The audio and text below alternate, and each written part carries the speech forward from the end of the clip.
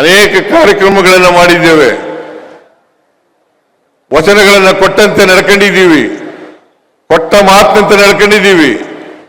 ಅದರಿಂದ ಸುಧಾಕರ್ ಅವರ ಆತ್ಮಕ್ಕೆ ಶಾಂತಿ ದೊರಕಬೇಕು ಅನ್ನೋದಾದ್ರೆ ನೀವೆಲ್ಲರೂ ಕೂಡ ಕಾಂಗ್ರೆಸ್ನ ಅಭ್ಯರ್ಥಿಯನ್ನ ಗೆಲ್ಲಿಸಲೇಬೇಕು.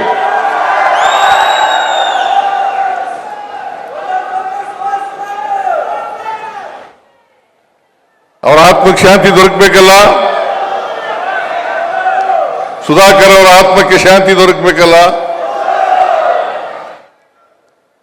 ಅವರ ಆತ್ಮಕ್ಕೆ ಶಾಂತಿ ದೊರಕಬೇಕಾದ್ರೆ ಕಾಂಗ್ರೆಸ್ನ ಅಭ್ಯರ್ಥಿಯನ್ನ ಗೆಲ್ಲಿಸ್ತಕ್ಕಂಥ ತೀರ್ಮಾನವನ್ನು ಮಾಡಬೇಕು.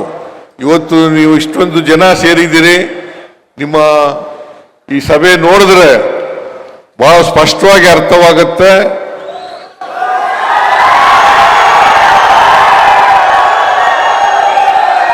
ಕಾಂಗ್ರೆಸ್ನ ಅಭ್ಯರ್ಥಿಯನ್ನ ಗೆಲ್ಲಿಸ್ತೀರಿ ಅಂತಕ್ಕಂಥ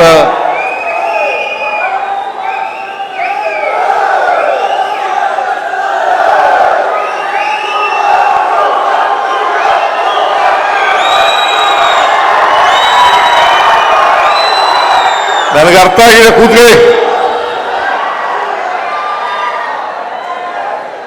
ನಿಮ್ಮ ಅಭಿಪ್ರಾಯ ಅರ್ಥ ಆಗಿದೆ.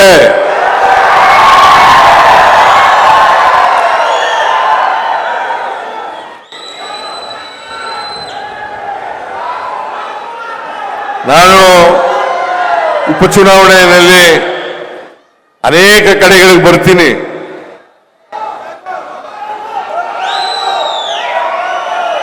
ಬಂದೇ ಬರ್ತೀನಿ.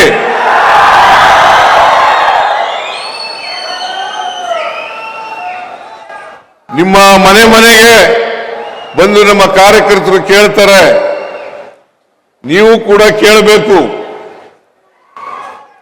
ಸುಧಾಕರ್ ಅವರ ಸ್ಥಾನವನ್ನ ಭರ್ತಿ ಮಾಡತಕ್ಕಂಥ ಕೆಲಸವನ್ನ ನೀವು ಮಾಡಬೇಕು.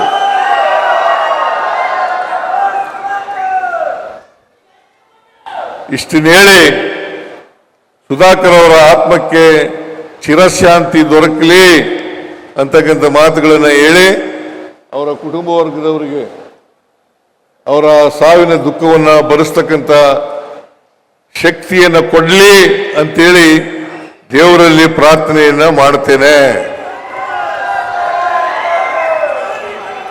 ಸುಧಾಕರ್ ಅವರ ಸಾವಿನಿಂದ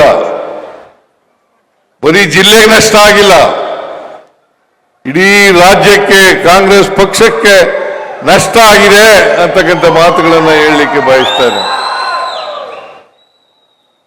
ಆದ್ರಿಂದ ಇಷ್ಟು ಮಾತುಗಳನ್ನು ಹೇಳಿ ನಾನು ಉಪಚುನಾವಣೆ ಸಂದರ್ಭದಲ್ಲಿ ಬರ್ತೇನೆ, ಹಾಗೆ ಹೆಚ್ಚು ಮಾತಾಡ್ತೇನೆ ಅಂತಕ್ಕಂಥ ಮಾತುಗಳನ್ನು ನಿಮಗೆ ಪ್ರಸ್ತಾಪ ಮಾಡಿ ನನ್ನ ಮಾತುಗಳನ್ನು ಮುಗಿಸ್ತೇನೆ. ಜೈ ಹಿಂದ್, ಜೈ ಕರ್ನಾಟಕ.